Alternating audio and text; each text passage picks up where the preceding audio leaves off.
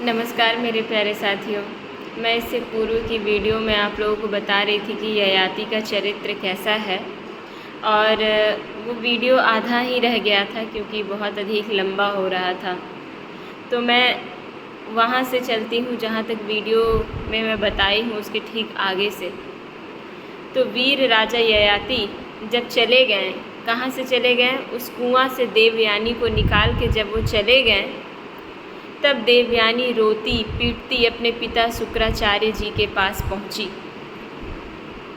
और शर्मिष्ठा ने जो कुछ किया था वह सब उन्हें कह सुनाया।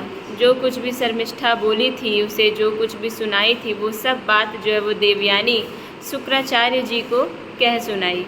शर्मिष्ठा के व्यवहार से भगवान शुक्राचार्य जी का भी मन उचट गया। क्यों उचटा? क्योंकि एक पुत्री के साथ इस प्रकार से दुर्व्यवहार हुआ है जो कि पिता से सहन नहीं हो पाया, और वो जो है सुनते ही उनके मन में जो है वो कुछ व्याकुलता आ गई।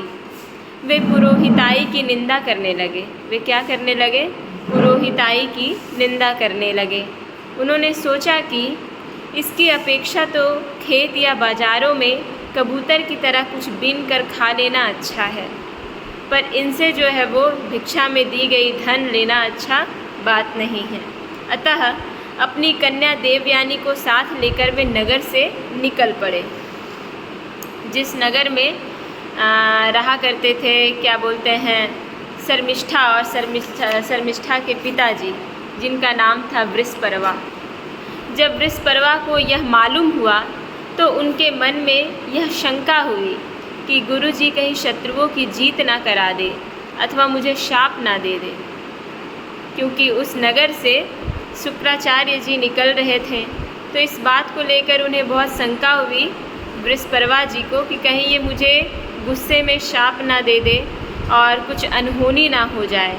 अतएव वे उनको प्रसन्न करने के लिए पीछे पीछे गए और रास्ते में उनके चरणों पर सिर के बल गिर गए। भगवान शुक्राचार्य जी का क्रोध तो आधे ही क्षण का था। उन्होंने वृषपर्वा से कहा, क्या कहा? राजन, मैं अपनी पुत्री देवयानी को नहीं छोड़ सकता। कोई भी पिता अपनी पुत्री को कभी भी त्याग नहीं सकता है। इसलिए इसकी जो इच्छा हो तुम पूरी कर दो, तभी मैं तुमसे खुश हो जाऊंगा।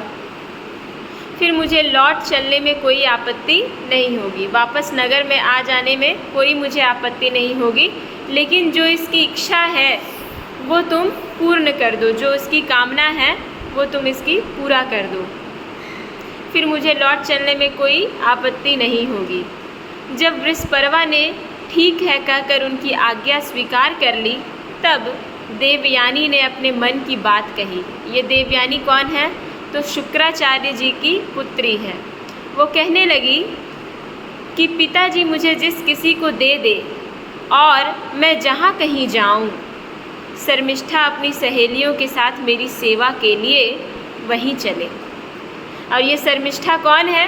तो वृषपर्वा की पुत्री है। अब वृषपर्वा जो है वो वचन दे रखे हैं कि जो भी बात कहेगी देवयानी वो बात को मैं मानूंगा। अब देवयानी कह रही है कि मैं जहाँ भी जाऊँ, मैं अपने पिताजी के द्वारा जहाँ कहीं भी दिए जाऊँ, जहाँ भी हमारे पिताजी विवाह करेंगे, वहाँ पे शर्मिष्ठा अपनी सखियों के साथ, अपनी सहेलियों के साथ मेरी सेवा में लगी रहे। ऐसा वो कहती है। किससे? वृषपर्वा से। शर्मिष्ठा ने अपने परिवार वालों का संकट और उनके कार्य का गौरव देखकर देवयानी की बात को स्वीकार कर ली। शर्मिष्ठा भी इस बात को स्वीकार कर ली, क्योंकि पिता की यहाँ पे कुछ अनहोनी ना हो जाए, इस चीज़ को ध्यान में रखते हुए इस बात को वो शर्मिष्ठा जो है वो स्वीकार कर ली। वह अपनी 1000 सहेलियों के साथ दासी के समान उसकी सेवा करने लगी। शुक्राचार्य जी ने देवयानी का विवाह राजा ययाति के साथ कर दिया और शर्मिष्ठा को दासी के रूप में देकर उनसे कह दिया। क्या कहा? ययाति को कि राजन, इसको अपनी सेज पर कभी ना आने देना। सेज कहने का मतलब जहाँ पे शयन गृह हो उनका, उस जगह पे कहीं पे मत आने देना, ऐसा वो कह रहे हैं शुक्राचार्य जी। और क्या कह रहे हैं कि अब इस जगह पे जो है वो संवाद श्री सुखदेव जी परीक्षित से कह रहे हैं और कहते हैं श्री सुखदेव जी कि परीक्षित, कुछ ही दिनों बाद देवयानी पुत्रवती हो गई। उसको पुत्रवती देख एक दिन शर्मिष्ठा ने भी अपने ऋतु काल में देवयानी के पति ययाति से एकांत में सहवास की याचना की। जब देखी शर्मिष्ठा की देवयानी जो है वो पुत्रवती हो गई है, इस इच्छा को अपने मन में जागृत होने की वजह से वो राजा ययाति से एकांत में जाकर कहती है कि मेरे साथ भी आप जो है वो सहवास करें, ऐसी वो याचना करती है। शर्मिष्ठा की पुत्र के लिए प्रार्थना धर्म संगत था। वो कह रही थी कि मुझे पुत्र की प्राप्ति होनी चाहिए, ऐसा वो कह रही थी ययाति से। यह देखकर धर्मज्ञ राजा ययाति ने शुक्राचार्य की बात याद रखने पर भी यह निश्चय किया कि समय पर प्रारब्ध के अनुसार जो होना होगा हो जाएगा। देवयानी के 2 पुत्र हुए। शुक्राचार्य जी की जो पुत्री देवयानी थी, पुत्री तो होने के पश्चात उनके जो है वो 2 पुत्र हुए, जिनका नाम था यदु और तुर्वसु। तथा वृषपर्वा की पुत्री शर्मिष्ठा के 3 पुत्र हुए, जिनका नाम था द्रुह्यु, अनु और पुरु। जब मानिनी देवयानी को यह बात मालूम हुई कि शर्मिष्ठा को भी मेरे पति के द्वारा ही गर्भ रहा था, तब वह क्रोध से बेसुध होकर अपने पिता के घर चली गई, क्योंकि वो कभी नहीं चाहती थी कि मेरे पति के साथ इसका सहवास हो। कोई भी स्त्री नहीं चाहती है, आज भी आप देख लीजिए समाज में कि कोई भी स्त्री नहीं चाहती कि मेरे पति के साथ ऐसा कुछ हो। तो ये बात थी, और इस चीज़ को वो जानने के पश्चात वो अपने पिता का घर चली जाती है। कामी ययाति ने मीठी मीठी बातें, अनुनय विनय और चरण दबाने आदि के द्वारा देवयानी को मनाने की चेष्टा किया। उसके पीछे पीछे वहाँ तक गए भी, परंतु मना ना सके। उसके पीछे पीछे जो है वो काफ़ी दूर तक गए, पर जो राजा ययाति थे वो देवयानी को मना नहीं पाए। शुक्राचार्य जी ने भी क्रोध में भरकर ययाति से कहा, क्या कहा? तू अत्यंत स्त्री लंपट है, मंद बुद्धि और झूठा है। जा तेरा शरीर में वह बुढ़ापा आ जाए जो मनुष्य को कुरूप कर देता है। पहले के समय में जो ऋषि महर्षि रहा करते थे वो अत्यंत क्रोधी हुआ करते थे। उन्हें थोड़ा थोड़ा बात में जो है वो क्रोध आ जाया करता था, और ठीक वैसा ही हुआ। शुक्राचार्य जी जो है वो इन्हें शाप दे दिए, और शाप देने के बाद जो है वो उसी शाप में इन्होंने क्या दिया कि जाओ तुम जो है वो इस युवा अवस्था से शीघ्र ही बुढ़ापा को प्राप्त हो जाए, और तुम्हारी जो ये चेहरा है वो बिल्कुल कुरूप हो जाए, मतलब सुंदर रूप वाला ना रह जाए तुम्हारा ये चेहरा, तुम्हारा ये रूप। ऐसा उन्होंने जो है वो शाप दे दिया। ययाति ने कहा, क्या कहा? ब्राह्मण, आपकी पुत्री के साथ विषय भोग करते करते अभी मेरी तृप्ति नहीं हुई है, मेरी इच्छा पूर्ण नहीं हुई है, मेरी काम वासना समाप्त नहीं हुई है। इस शाप से तो आपकी पुत्री का भी अनिष्ट ही है।